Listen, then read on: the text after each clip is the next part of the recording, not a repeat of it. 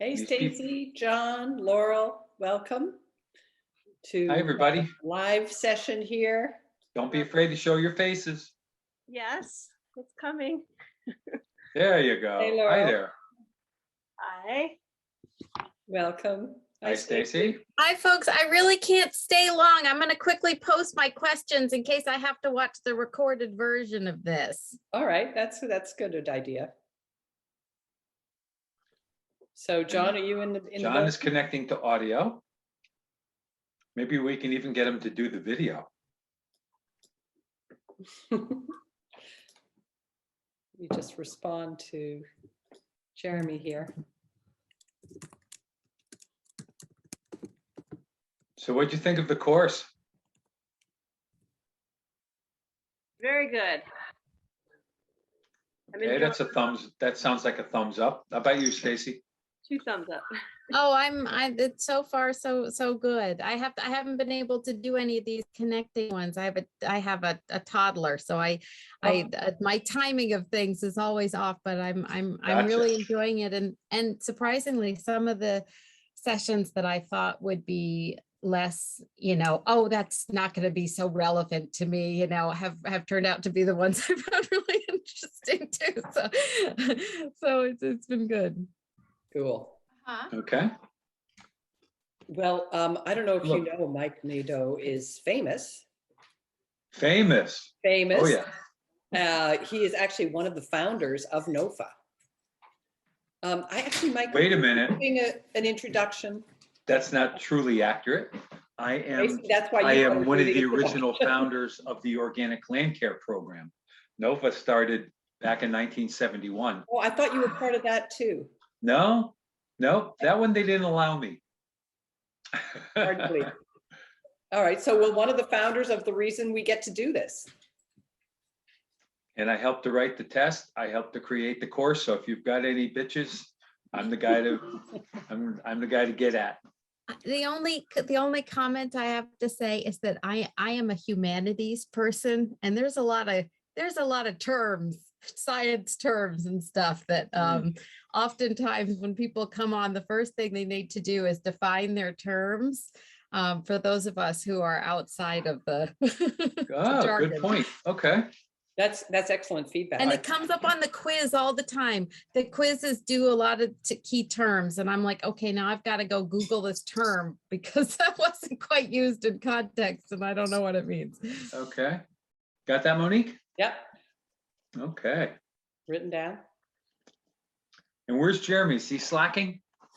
Oh, he's been on full time, and since I've been away, I'm in Florida. No, where am I? I'm in California. Sorry. California, the other Florida. Dan Levinson, my nonprofit partner, I'm at his house, and we've been doing a lot of projects together and built school gardens and community gardens and farms around the Northeast. So he's out here now doing some reconnaissance of what they're doing in California to compare with what we're doing. And it's fascinating. I'm looking forward to hitting the road tomorrow, and I'm going to be going to the Occidental, what is it called, Dan? Art and Ecology Center. So they're trying to give an example of how to live sustainably. And that's really what we'd love to do, is set up something like that, a center where we demonstrate sustainable living. So Mike, we'd like to know about your background, and I mean, you teach so many different elements to the course that are really, I think, the foundation of this course. So do you want to talk a little bit about that? Sure. So let's see. You might already know a little bit about my bio. So if you do, just holler out. By the way, hi, Ryan. Hey, Dawn, Diana, John. I already said hi to Stacy and Laurel. Hey, everybody. Hi. So hey, good evening. I started in the landscaping business when I was 12 years old. And I happen to be 67,000 years old now. So you can do the math. I've been doing this a long, long time. And that's all I've done was work in the tree and landscape industry. And for full disclosure, I was definitely a nozzle head. I got my spray license when I was 17 years old, and I sprayed a lot of synthetic pesticides, anything but organic. I juiced a lot of plants with organic fertilizer, synthetic fertilizer. And that what I thought, what I was taught was better living through chemicals. Believe it or not, that was the mantra back then. And I believed it 100%. And over time, starting back in the mid 70s to early 80s, I very slowly did a 180. And by 1982, I met my dear friend, Bill Dusing, who is the founder of Connecticut NOFA. And Bill was talking what I was feeling. He was actually saying what I was feeling. And I decided that I had to join this NOFA thing. And I met him. He was like a god to me because I used to listen to him on the radio every Friday morning. And so once I met him, that was it. And then there's another woman by the name of Kim Stoner, who swears she's never smoked pot in her life, with a name like that. And she is an entomologist at the Connecticut Agricultural Experiment Station and heavily involved in NOFA from the beginning. And she was after me for a long time to start an organic land care arm of NOFA. And I said, you know what, Kim, that's such a great idea. We should definitely do that. We should definitely, well, a couple of years of that went by. And I walk into the winter conference, the Connecticut Winter Conference, the NOFA conference, and she literally comes up to me, grabs me by my collar, pulls me into her face, which is this is not Kim. And she said, all right, we're doing it. And that's how this OLC got started. I owned a landscape tree business back starting in 1982. And my brother and I were partners. And I sold the business in 2012 with 32 employees and the premier organic landscape company and tree company in Fairfield County at the time. We had people knocking on our door to work for us because they were so sick and tired of working with the pesticides. And they heard that we were really, truly organic. And so that's why I got so involved in the OLC, writing the course, creating the course with a bunch of other people. There's like 17 or 20 of us. And the rest is really history. One last thing I want to leave with you is personally, as Monique knows, my life, I don't believe my life has ever been better than it is right now. NOFA and organic land care has been extremely good to me. I'm healthy, I'm happy, I'm stable, believe it or not. And I can give away anything I've been given. So I've been given an amazing amount of knowledge by an amazing teachers and professors and just people who like Native Americans. And I pass that all on as much as I can to anybody who will listen. So that's enough spiel out of me. If you have any questions at all, and it could be about life, it could be about organic lawns, it could be about your cat or dog, I'm open. John has his hand up. Okay. Yeah. Hey, Mike. Saw your lecture about the drainage systems, like off of houses, and trying to make sure that you do that responsibly.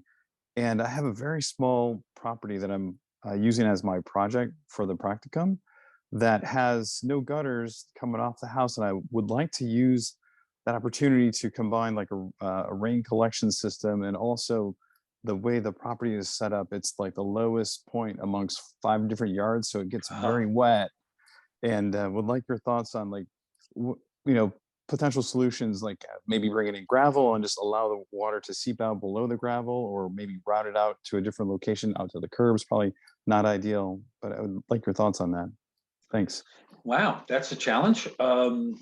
So no gutters. What I would suggest right away is you'll notice along the drip line of the roof in the planting bed or up close to the foundation of the house, there'll be a drip line where the rain sheds off the roof and hits the ground right there. I would suggest that you excavate I don't know, I'm not gonna say how deep, but I would say at least a foot deep. Okay. And then put 4 inches of gravel in the bottom of that, and then perforated pipe, and then bury it with another 4 inches of gravel. And then pipe that into underground into a bioinfiltration swale. Rain gardens don't work great if the soil is wet already, and it sounds like you're going to have a low spot. Yep. So bioinfiltration is a little bit different. Bioinfiltration utilizes engineered soil, possible sub-drainage with another pipe that might lead to a dry well. Hmm. And the engineered soil is generally 50% very coarse sand. So generally washed mason sand is good. 25% compost and 25% indigenous topsoil. And it should be dished so that the center of the bioinfiltration area is about 6 inches deep, not much more than that. Okay. There's a formula to size the size of the bioinfiltration garden, and that is in the handout that you have. But Okay. I will tell you this one really handy thing, that for every 1,000 square feet of roof that you have, every inch of water equals 600 gallons. So if on 1,000 square feet of roof, 1 inch of water, if you capture it all, it's 600 gallons of water. So anybody that's using 55-gallon drums as rain barrels, it's a start, but it's just a puddle in the ocean, so to speak. So this pipe that would go along your foundation and collect the roof water would then go underground into a 4-bay, it's called. So this would be a pipe that would tee. So your pipe would come from your house, Mhm. run out into the yard at least 10 feet away from the foundation, because you do not want the water to back siphon into your basement or under your slab. And then you would put a T on the end of that pipe and run 2 sections of perforated pipe left and right of that T, with the perforations facing forward, and have 2 caps on either end. So the water would come through your pipe, Mhm. hit that T, and spread left and right. Where those pipes are underground, you would put coarse gravel, 1.5 to 2 1/4 inch gravel, landscape fabric over the top of that, and then your planting medium on top of that. So the water would then percolate underneath the bioinfiltration and spread into that engineered soil, which should be full of plants that like something called periodic inundation. They can be Wow. bone dry and they could be underwater. Those roots will penetrate down through that engineered soil and grab most of your water, unless you've got, a whole lot of rain, or if you can't size the bioinfiltration garden that big. But that's how that works, and you should always have an overflow. So that could be on top, it could be a surface overflow, so that you have a pipe that comes up to the surface and then has a cap on top, so the mulch won't get clogged into it and critters can't get in and make nests. So hydraulic pressure, when it can't spread through the ground anymore, it'll force its way up that pipe and then over the top of your bioinfiltration. That's one way. Or the other way I mentioned earlier, which is probably even easier, is to create a dry well. That would be a hole in the ground as big as you can dig it and full of rubble stone. Good size 4-inch, 6-inch, 8-inch stone, just thrown into the hole, not packed at all. And then again, landscape fabric or soil separator fabric on top of that. And then your topsoil for a lawn or a garden or whatever you're going to do. And that would be your emergency bleed off. Did you understand? Awesome. I did. I've done some of this stuff, and like you, I had done landscape at an early age and put some of these systems in, but not like you described. So I think I got it all. Thank you very much. Okay. One other point I wanted to make, John, because your area is wet, your property is wet, you may want to build a berm around the outside edges of your bioinfiltration garden and build it up a little bit. So you have a little bit more freeboard before you hit that wet water table.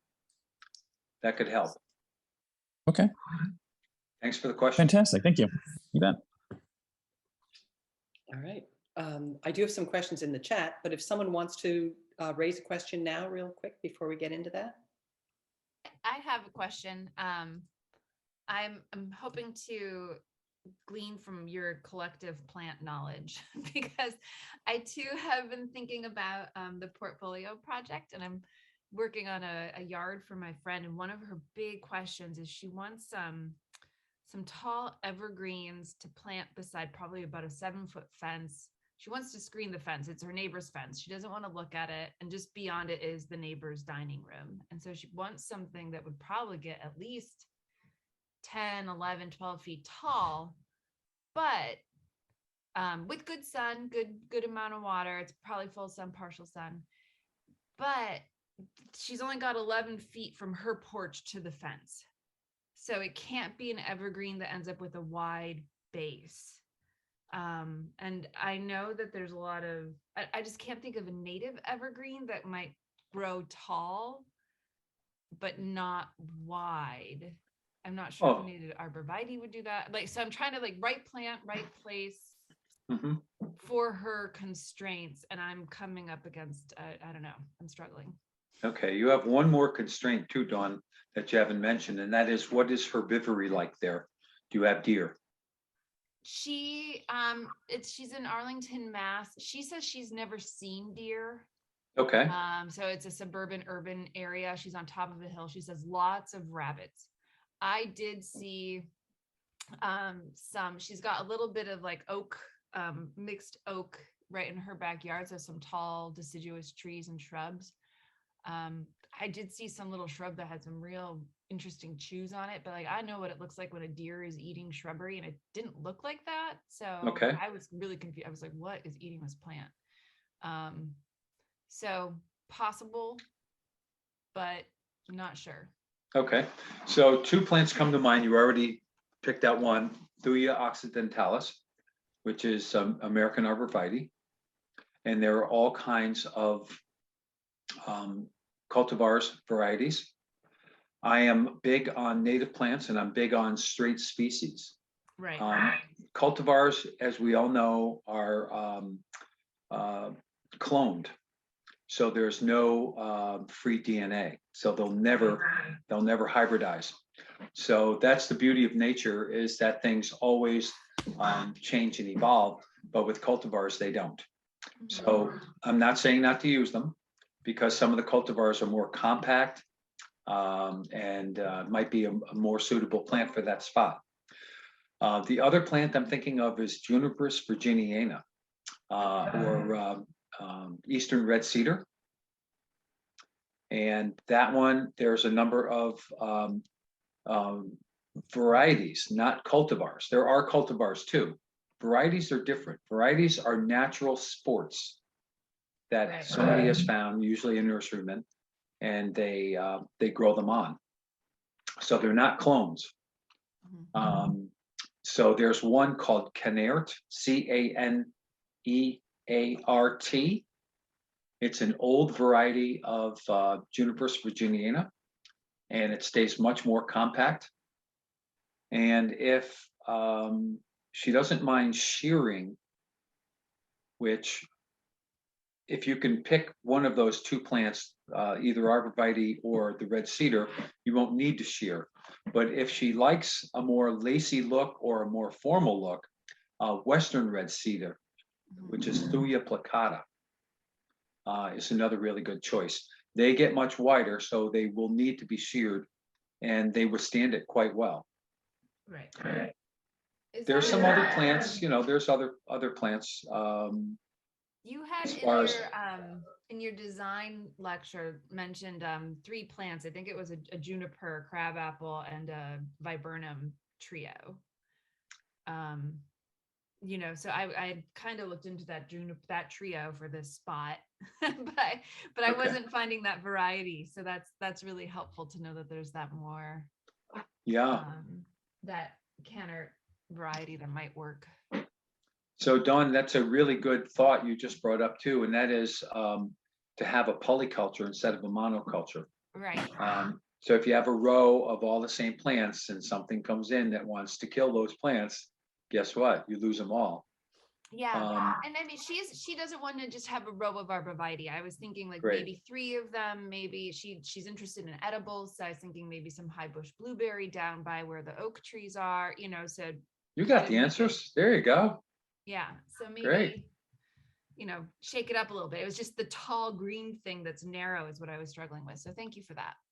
There's also American holly, Ilex opaca. And they're dioecious, so they're male and female Yep. on different plants. So the females, as we all know, are beautiful, full of red berries. The males have lots and lots of white flowers and a really good pollen for bees. And there are varieties and cultivars that are much narrower than the straight species and much more dense. So that's another plant that popped into my head. Awesome. And my other question that's unrelated to this, in one of your other lectures, you were talking about, you know, backfilling holes with lousy soil. And I'm working in a more urban suburban area. And I was thinking to myself, where are you getting all your lousy soil from? Do you just save it up from other clients and put it on piles in your yard, or like? Generally, we have, back when I had my business, we used to stockpile it. So if we were digging holes for trees and we hit, 2 inches of topsoil and 10 inches of B or C horizon soil, which is nothing more than fill, we don't throw it in the woods. That's not ecologically sound. So we would stockpile it. We had, a fairly good sized yard area. But short of that, what I've used many times is septic sand. So it's not only sand, it's got stone in it. That's great. So it drains really well, but packs pretty good too.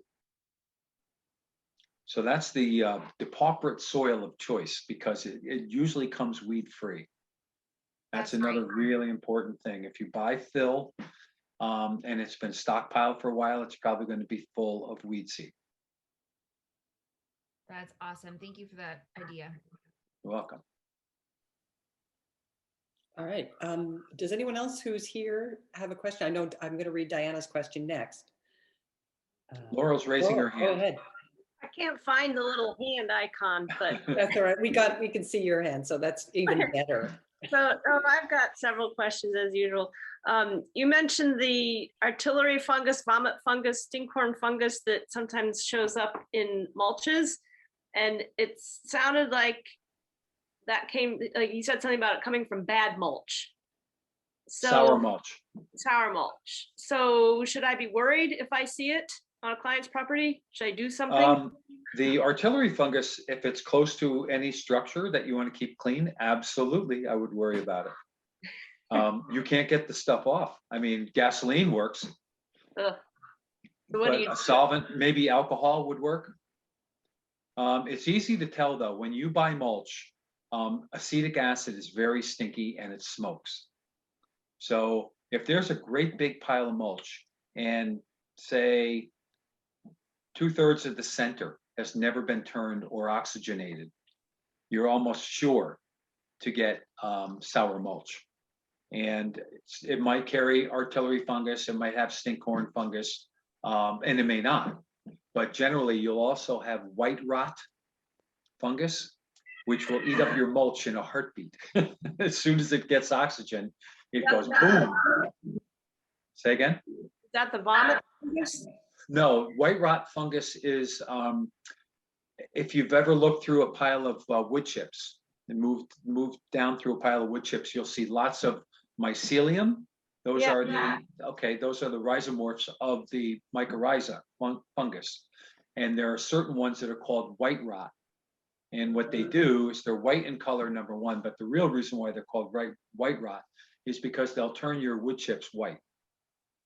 Oh, And if that is in the spoiled mulch, but dormant because they need oxygen, and then you spread that mulch 2 inches thick and it gets lots and lots of oxygen, and you see this mycelium bloom over the top and through the mulch, and it starts to turn the mulch white, your mulch will probably not last more than a month. 'Cause Wow. that's like ice cream to that fungus. Okay. Vomit fungus is, it doesn't smell, it just looks like dog puke. Yeah. And the stinkhorn fungus really stinks, and it'll attract flies, flies that are after carrion. The stinkhorn fungus smells like rotted meat, and that's their trick to bring the flies in to grab their spores and spread the spores everywhere. Very, very intelligent, these fungi. Right. I have no idea what life cycle the dog vomit fungus has, but I'm sure it's important somewhere. So it sounds like of those that you mentioned, that the artillery fungus is the one that potentially causes the most physical damage. Yes, other I'll kind of gross. tell you a couple of mistakes I've made with it. One is against vinyl siding. There was a planting bed, and I mulched it with sour mulch. And the artillery fungus, these little tiny, they're about 1.5 inches long. They look like trumpets that stick up out of the ground, and that's the mushroom. And then there's a little black tar ball, and pressure builds up, and that little tar ball can shoot 6 feet straight up or 12 feet sideways. Wow. And it's splattered all over the vinyl siding. And we tried everything to get it off, and all we did was smear it until I tried, I think it was either kerosene or gasoline. But guess what else happened? I took some of the color out of the vinyl siding. Right. So that was an insurance claim. I had to actually have my insurance company, because we had to take the siding off. I had a siding company do it. That's one mistake I made. Another one I made was up against the hell strip along the road, that 4-foot wide strip of grass that people want to always grow between the road and the sidewalk. Yep. We pulled out the hell strip and we planted native plants that are salt tolerant. I thought I was being wicked smart, and I used the same mulch, and cars parked alongside the road, and they got totally splattered. Windshield, side windows, sides of the cars. It was bad news. Oh dear. Yeah. But it sounds like you don't know until it's too late that you've got it. I would never, ever make that mistake again. I knew there was something up with the mulch, but I didn't know what. It stunk and it steamed. I will never use that mulch again. Anything that comes to you steaming and stinky, stay the heck away. Okay. Well, I've certainly gotten mulch that's steaming, but Yep. not necessarily stinky. Well, that's probably the compost process. That's Yeah. okay. That's what I thought. Yeah. Stinky though. Acetic acid Okay. is extremely powerful. It'll really like grab your nose and make you sneeze. And if you breathe a lot in, you won't be able to catch your breath. It's very, very distinctive. Okay. I'll watch out for that. Please do. Thanks for the question. Yeah. Then I've got more, but again, I don't want to hog time. So if other people have questions, they should go next. Right. We'll I come do back have a to you about question. that. Diana, did you Yeah. want to, I know you have a question in the chat. Do you want me to just Yeah, ask? well, that's okay. I mean, I think Why don't people someone show else their had- faces? Oh, Well, there's you wanna all see my kinds of face? reasons. I really don't want to show mine, but I have to. There you go. All I right. was eating, so I didn't want to force you to watch me eat. We understand. We're all I'm human. waiting. Very nice to see you. It really does make a difference when we. I know, Yeah. I teach too, so I know. I was Okay. eating chips, and I didn't want you watching me eat chips and salsa. So how about John? Is John on there? Hey, John, look at this.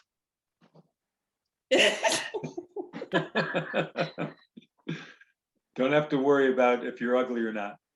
All right, Diana. All right, Diana. You. Why my first just very short question was, I think me and someone else had commented that we weren't sure what book you were referencing in your site analysis video. There was like a common pests and diseases related to certain plants that you relied upon. And I think when you'd made the recording, you said you were going to email it to somebody, but obviously that wasn't, very current. So that was one question I had. I'm sorry, I missed that. What did I say I would email? In the first recording that you did, session 1, you referenced a book but couldn't remember the title at the time, and it was Uh-oh. like yeah, so it was like a common, like plants and then the common pests and diseases that you would find with them, which I'm sure that if I Googled that or went to a bookstore, I could find something. But if Well, you, I've got a bunch of them, and I'll show you my favorite. Good thing you caught him in his office. Where his book? I'll show you my favorite. This one's my favorite. natural insect and disease control. Okay, and encyclopedia. Okay, Yep, by Roger B. Yepsen Jr. Roger. I mean, it's old, but it's still bulletproof. Cool. Also, I do a lot of searching online for new things. There's Yeah. some pretty good innovations happening. So I would definitely augment that book with what you can find online, but just be careful with what you find online. Mhm. You know, a lot of it's anecdotal. If you want to try something that sounds a little outlandish, by all means. I remember the first time I heard about organic unpasteurized milk used as a fungicide. I laughed like hell until I found a farm in Kent, Connecticut that sells that kind of milk. And I bought some and tried it on powdery mildew on lilac, and it works like crazy. So. And you also use like yogurt. Oh, I just heard an echo, crazy echo. Yogurt on moss, right? Yep. Yeah, the yogurt. That and buttermilk. Yeah. That works great. Cool. So the trick to that is, I'm sorry, I'm going to interrupt. The trick to that is to try and find some indigenous moss that is growing in the same condition as where you want your moss to grow. And especially if it's from the same site, and put that in the milkshake, because it's 1 part yogurt or 1 part buttermilk to 9 parts warm water. And then in a blender, I take some of the moss, which has spores all the time. That goes into the blender, and you get a greeny kind of milkshake. And then that you spray out on the rocks or on soil. I've tried that. Really effective. Works great if you're working with boulders and you scar them up a little bit with backhoe. And after about 6 months or so, the scars are ameliorated by the algae and the fungus and the moss that starts to grow. Can you please repeat the ratios? Okay, it's 1 part organic, non-pasteurized yogurt or buttermilk, if you can find it. Pasteurized kills a lot of the living organisms that you really want. So what this does is it creates a food source for the spores to germinate on. So you're not really getting a whole lot of bang from the moss that you use from on site in the milkshake. It's better than nothing. But what you're really doing is you're putting out a heck of an attractant, because right now all of us are breathing in moss spores. They're microscopic in size, and they're in the air all over the place. So they land on the rock, and the bacteria mostly and enzymes that are in the buttermilk or yogurt are perfect growing media for the moss spores. So that's really what you're doing. I don't know if anybody's ever tried transplanting moss. They're very, very site specific. So trying to move one from one place to another is really difficult. I've tried it over and over again. The best way I've grown moss is to attract it.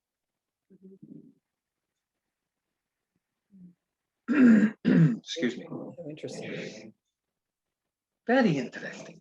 Ryan, did you have a question? Oh, wait, can I just ask the actual question I had before? Absolutely. Sorry. An actual question. Well, because that was like, I just wanted to know that title, but I guess I wanted to like propose a situation to you and see like how you would make a decision, because that's kind of the situation I'm in right now. Is I work at a retreat center that has a lot of foot traffic and people coming and going, and there's a main garden that has a pretty deep wood chip mulch pathway. It's been there for a long time, and I'm a new gardener there, so I'm trying to like learn what's happened before me. And there was a plum tree that I think lived for 35 years right in the center of that. And it was susceptible to many things we don't actually know. But I guess I heard that plum trees, is it black knot disease or? Black knot fungus, yep.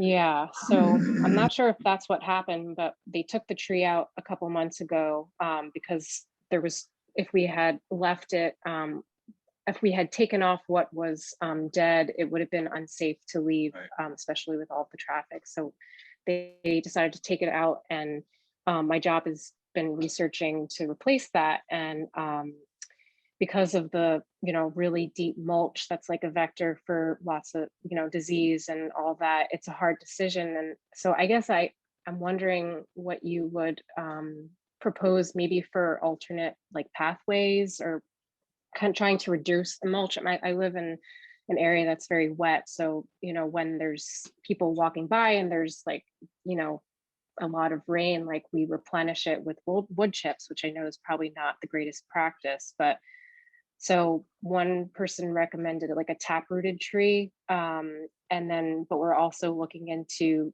planting 2 pear trees. My boss wants to get like a large caliper tree of like 4 to 6 inches. So there's only like one nursery you could find that's relatively close. So I want to plant something that will survive and thrive, so. So What it's are going to be your a fruit thoughts? tree though.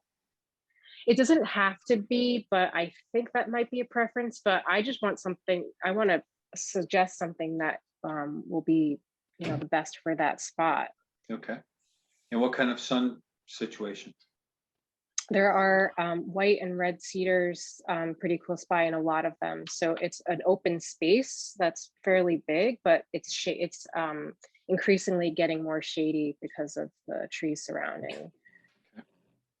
So have you thought about pawpaw?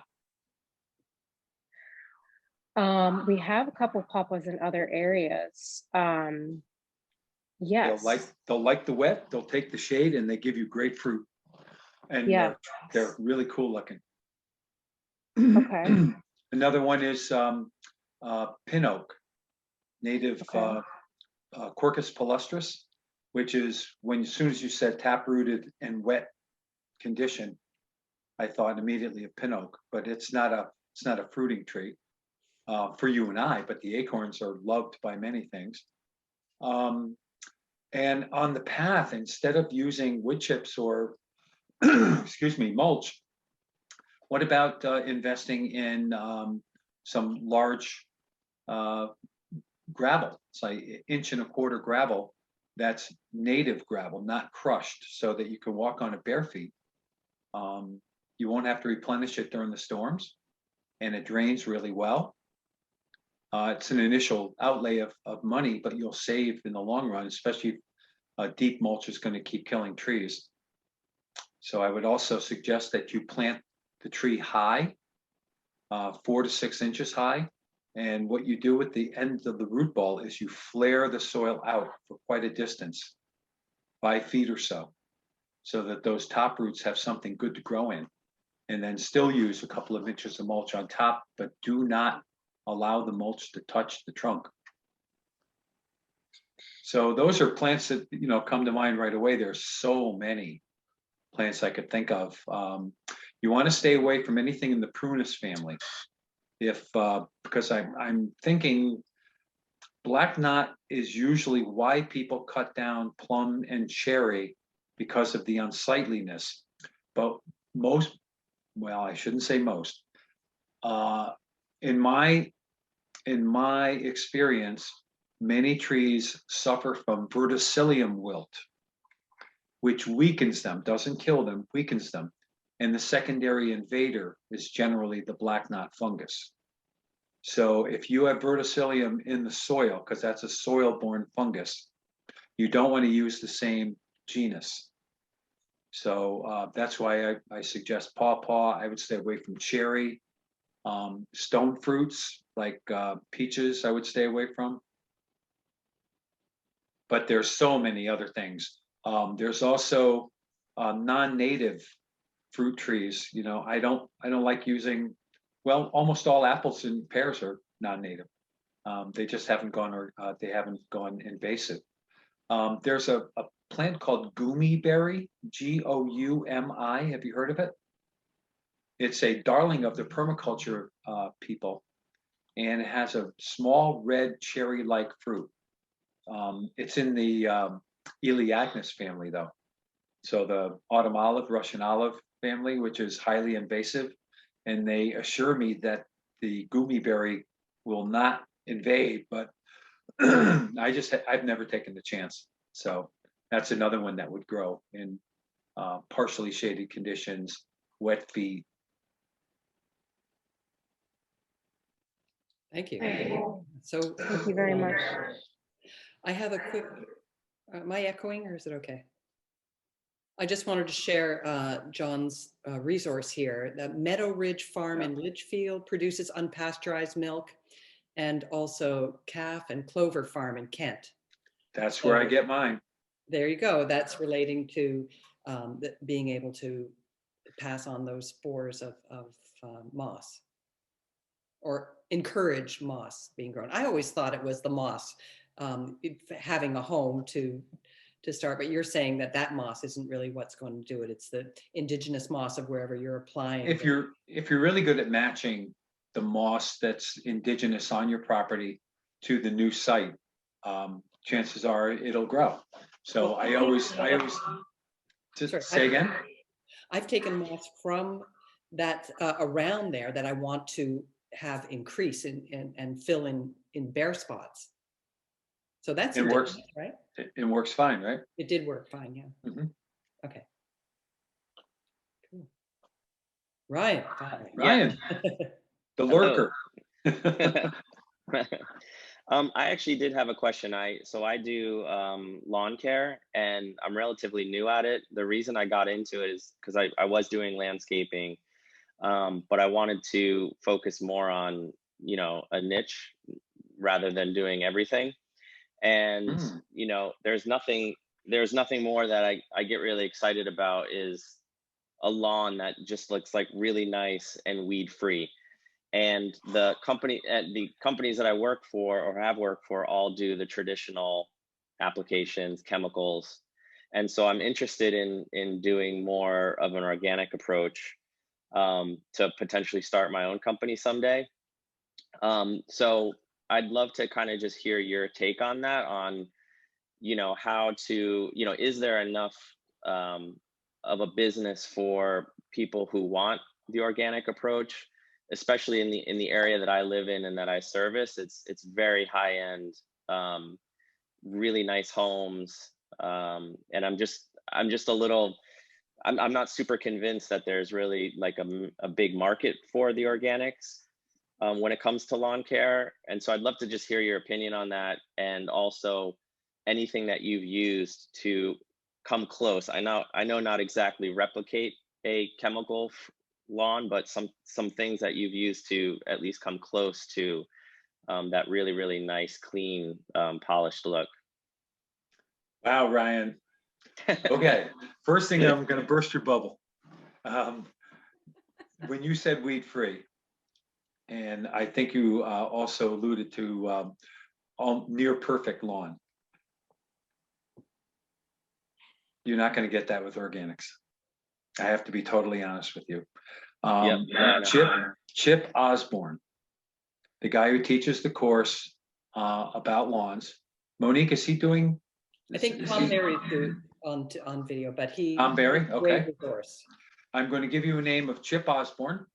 Google him, and Tom is wonderful too. But Tom learned from Chip, and Chip does athletic fields for colleges and professional. What am I trying to say here? Corporate campuses, and they want that same look that you want. And Chip is the only guy I know that can actually provide that organically. Getting back to your question about niche. So that was how I started. I was a mow, blow, snow and go guy.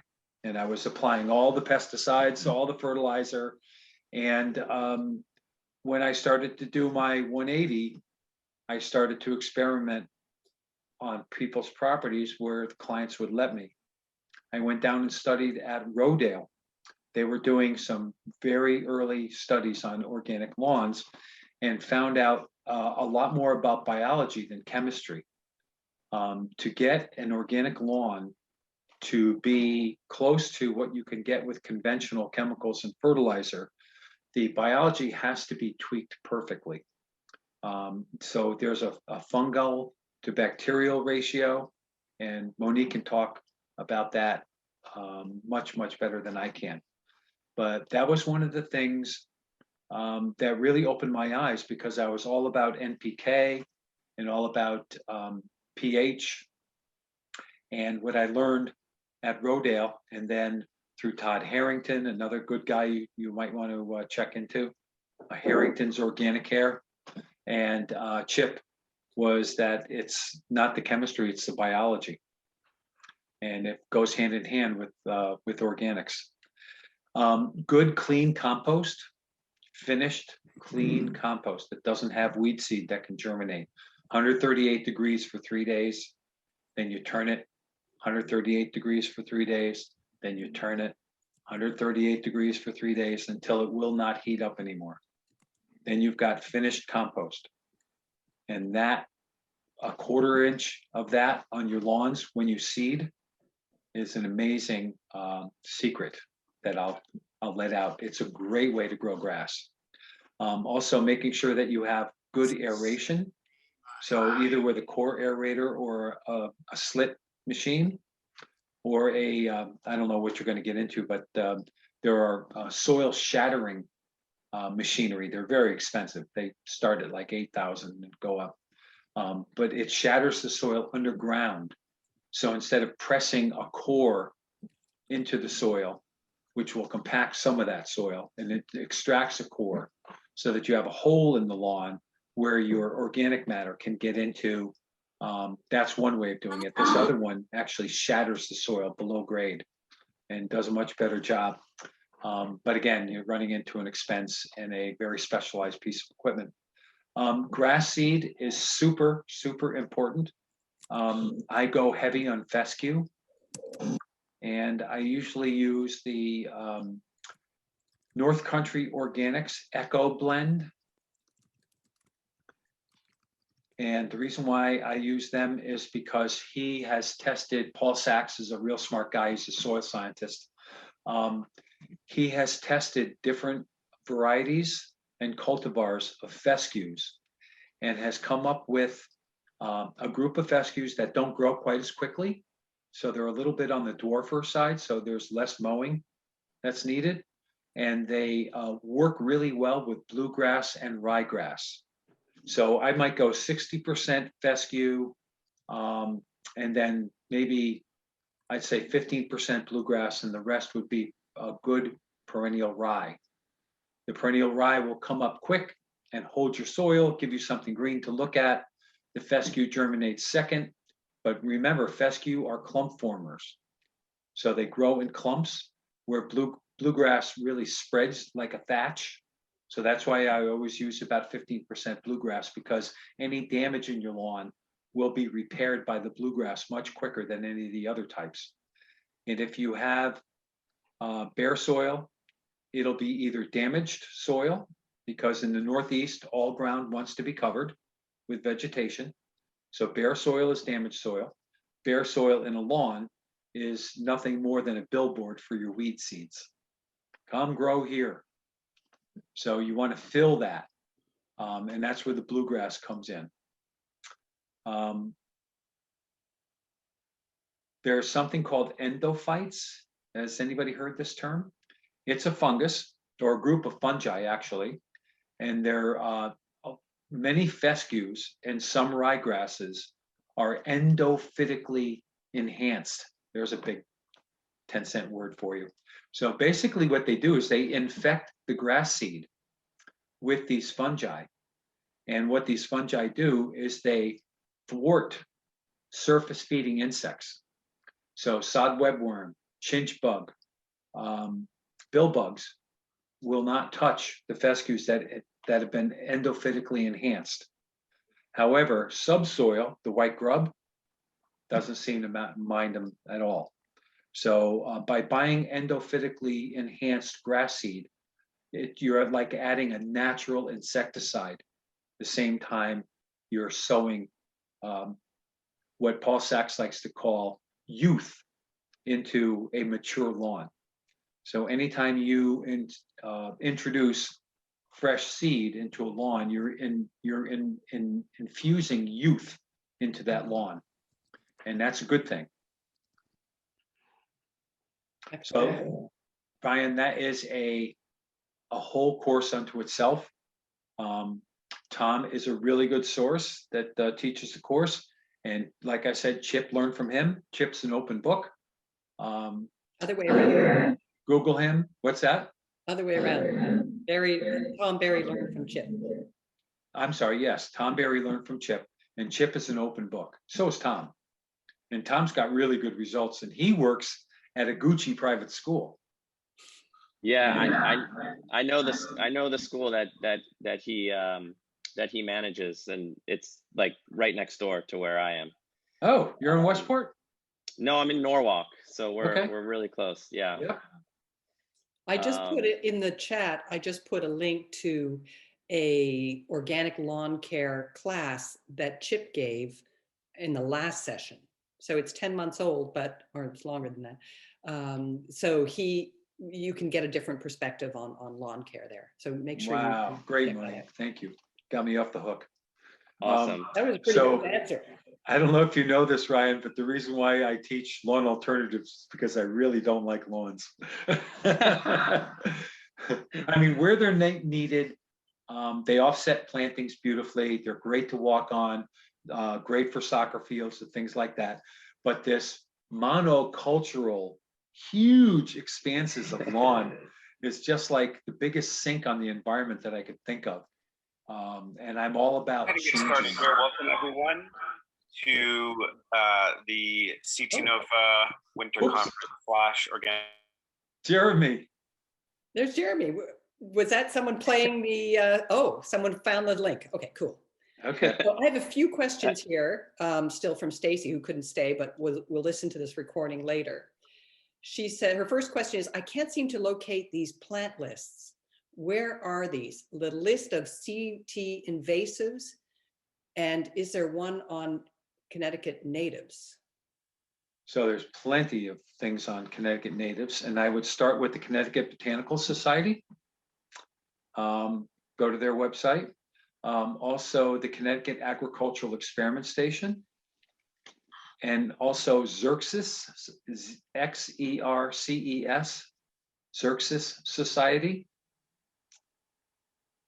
Also Earth Tones Nursery in Woodbury. Just get their catalog. Everything they grow is native to Connecticut, and they grow everything organically. Amazing company. How about invasive?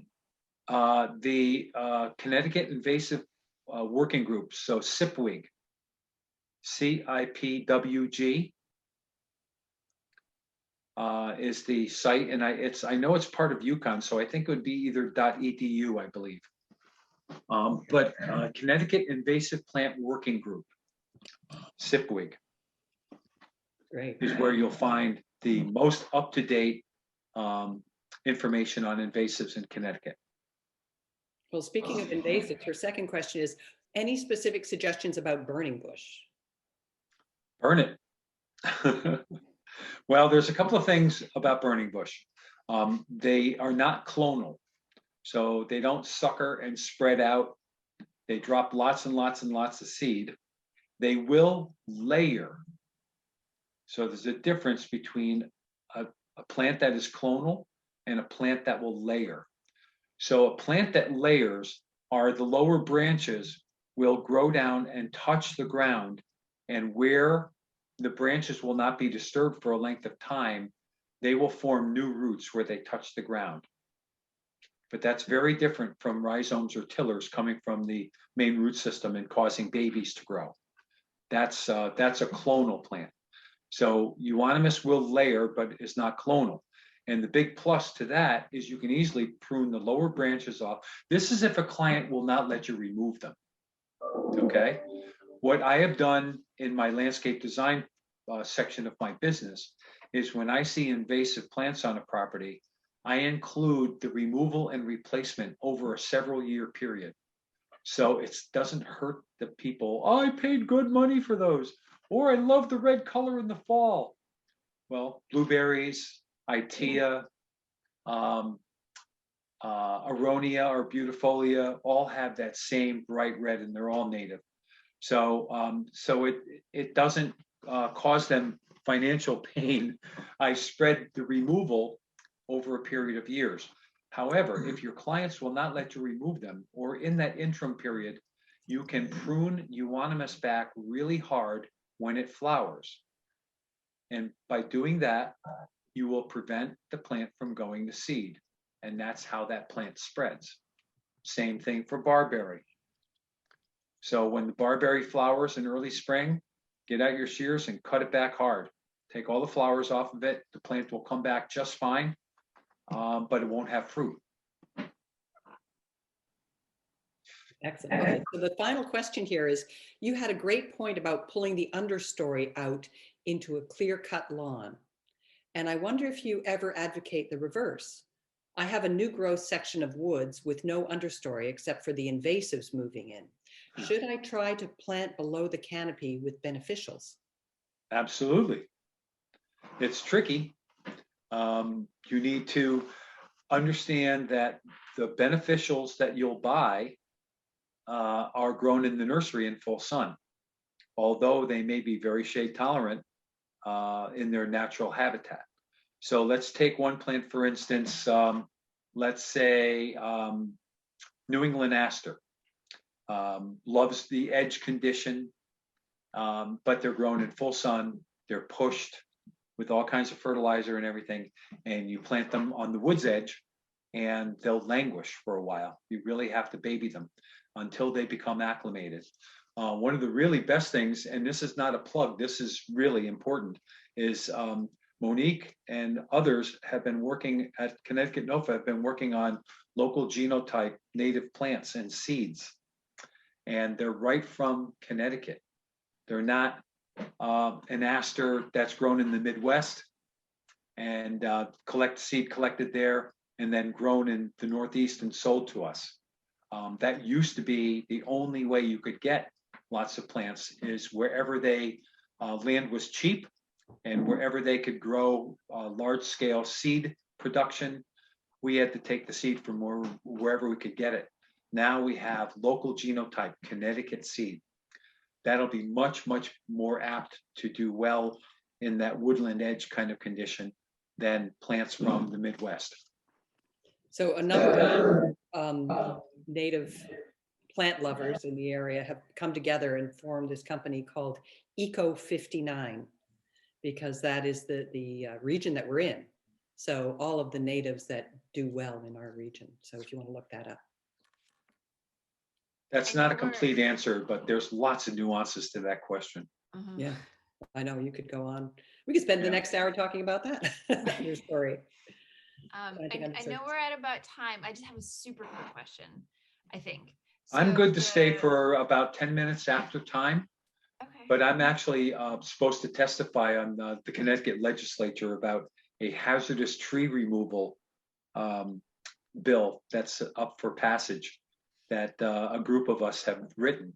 So I can't stay much more than say 10 after 6. Okay. So Dawn, shoot. I think it'll be quick. So the gardening landscaping company I work for, they do a lot of bulbs in the fall. Their customers really love the bulbs. I know a lot of those bulbs aren't native, but a lot of those bulbs come, like covered in some sort of something, so they don't rot on their way. And then we plunk all these bulbs in and whatnot. Do you all know of any organic bulb companies? Yes, there's one right in Awesome. Bridgeport, Connecticut. Okay. Yeah, What is it? color blends. They're done. Also, there's two other ones. One is called, I believe it's called Shipley's. And then there's another one in Litchfield, Connecticut, Sheepers. Jeepers, Sheepers, Scheepers. So they grow their bulbs here, so they don't have to treat them. But if you're buying bulbs from Holland or even Korea, 'cause that's where a lot of the bulbs come from. There's Dutch bulbs, but they're grown in Korea. They're Right. doused with fungicides. And then they're shipped all over the world. Like, that's not great either. So I'm interested too in things that naturalize. I think that there's something really nice. There can be nice about that too. But a lot of So do you know about the native bulbs? I want the native bulbs. Have you ever heard of a plant called colchicum? Yes, it's beautiful. Yep. Yeah. And the other one, the Indian Native Americans used it for food, and it's got a beautiful flower. It's on the line of crocus. It's got a cool name too. Camassia. Say again? Camassia? Camassia, yes. Thank What was you. that one? That one I don't know. Could you say it again? Camassia. Yeah. Okay. I saw that last fall when we were planting. We did plant some of those. Okay. Thanks for the ideas. Okay, Welcome. Laurel, you want to finish us off? Laurel. Yes. Back to invasive species. Have you dealt with colt's foot at all? Oh, sure. Okay. What organic treatment? would So you there's recommend? two ways to deal with herbaceous invasive plants. The most effective way I found is to hand dig them when they're young, and then the shoots, you can either hand dig the shoots or you can apply agricultural vinegar. Really? 30% agricultural vinegar. Be Okay. very careful not to breathe it in, get it in your eyes or on your skin. But it works incredible, and it's USDA approved for organic. So use that on the new growth On the young succulent growth. Yep. that comes after you've dug, because there's no, like, some of these populations that I'm dealing with are so well established, there's no way I'm going to get it all just by digging. Oh, but you'll insult a lot of them, which weakens them. Yeah. And it's not a one spray and done either. You'll No. probably have to stay at it for a while. What you're doing, if you think of the leaves of any plant as the solar panel of that Mhm. plant, it's the only way it can make photosynthesis is through its leaves. Mhm. So it makes extra photosynthesis sugars and stores it down in the root system. Mhm. It gives some of that food to the microbes that are in the soil, but most of it is stored in the woody vessels of those roots. So every time you apply vinegar or pull a weed, you're removing the soil, the solar panel, so that that plant has to take energy out of the root system to push up a new set of leaves. And you keep doing that until you exhaust the energy in the root. Mhm. Okay. Colt's foot's a toughie. Yeah. Yeah. But what about do you have much experience with brome as a field grass? No, Okay, so I'm in Michigan, and that's something probably unique to here. I've heard of brome, but I've never seen it. So Okay. sorry, I can't help you there. Okay. But we do have reed canary grass. Woof. Oh, we've got that too. Oh, do you? A lucky girl. Yeah. That's a tough one. What's your treatment for that? I used vinegar. I did a meadow in Norfolk, Connecticut, 7 acres, and it was infested with, and it's an organic farm, by the way, this property. So I couldn't, there was no way anybody was going to use anything but organic methods. So I did 6 applications of vinegar, spaced 10 days to 2.5 weeks apart. And then I used another organic herbicide called Final Sand, which works much better in cold weather, and then 2 propane burns. So 6 applications of vinegar, 2 applications of Final Sand, and 2 propane burns. And I got 99% of it, and the meadow came in beautiful. Wow. But I'm telling you, if you leave that grass, if you don't get 99% of it, you're in big trouble. So, I mean, just thinking back to the full split and the vinegar advice, the vinegar is not really being translocated, is it? It's Just burns the, nope, it just takes the leaves right off. So if I wanted to just pull the leaves off rather than use the vinegar, that would essentially have the same effect, right? Yes, it's more labor intensive, more time consuming. Also, you could use a weed whacker. Yeah. Okay. Well, I'll experiment. Okay. You What can about- also what about smother, you could use I've cardboard tried- and wood chips if there's nothing else growing.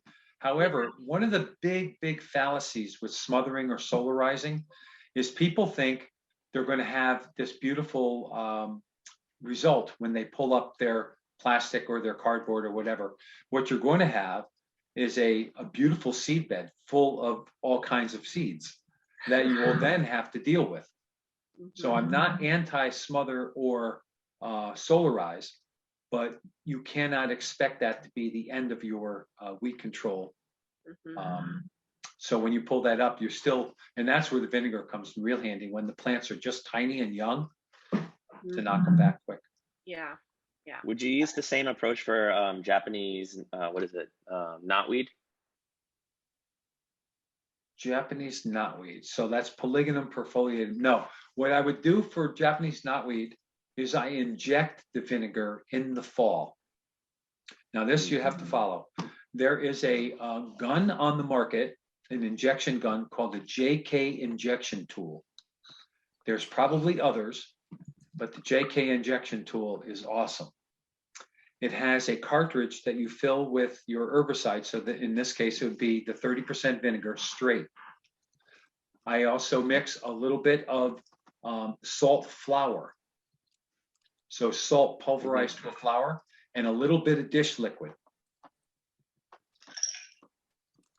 I insult the knotweed several times during the season by cutting it down. And then about July, I let it grow back, and it grows back to about 1.5 feet or so high, stealing energy out of the root system every time it has to grow back.